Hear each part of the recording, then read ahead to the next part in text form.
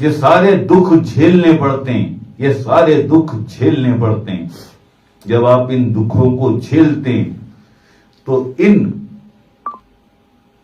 دکھوں میں، انہیں جھیلنے میں آپ کے مراتب پوشیدہ ہیں، اللہ پاک کی رضا اور خوشی پوشیدہ ہے، آقا الاسلام کی رضا اور خوشی، سرکار سیدنا گور شاہی کی رضا اور خوشی اسی میں پوشیدہ ہے کہ اتنے دکھ اٹھا کے بھی کھڑا ہے میدان میں، میدان چھوڑ کر نہیں بھاگا ہے جی، ورنہ ساری نہ بن جائے، سارے اللہ کے ولی اور ساری فقیر بنے گھوم رہے ہوں گلیوں میں، اگر بغیر کچھ دیے مل جائے، کچھ دینا پڑتا ہے، بہت کچھ، بڑی قربانیاں، بڑا ایثار، بڑی برداشت، بڑا ضبط، پھر جا کے کچھ نصیب ہوتا ہے۔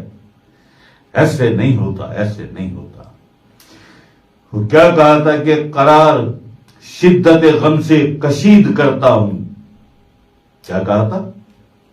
قرار شدت غم سے کشید کرتا ہوں، کمال و ضبط سے گزرا تو یہ ہنر آیا، تو یہ ہنر آیا۔ تو آستانہ نور ایمان میں یہ ہنر سکھایا جاتا ہے۔ بے شک جی، سرکار نے ہمیں سکھایا، ہم اب آپ کو سکھا دیں گے۔ بے شک بے شک۔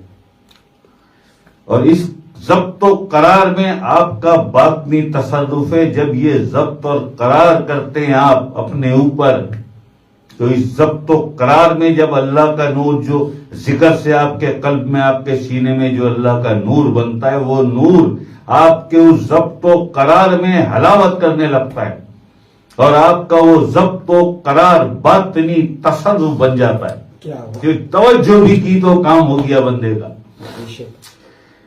تو یہ سارے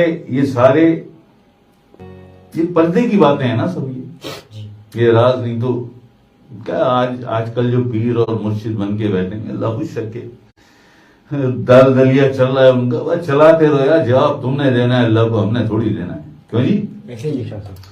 وہ تو بیچارے، ان کو پتہ بھی نہیں بات نہیں تصرف ہوتا کیا ہے، کس پرندے کا نام ہے اور کیسے بنتا ہے، کیسے بنتا ہے جی؟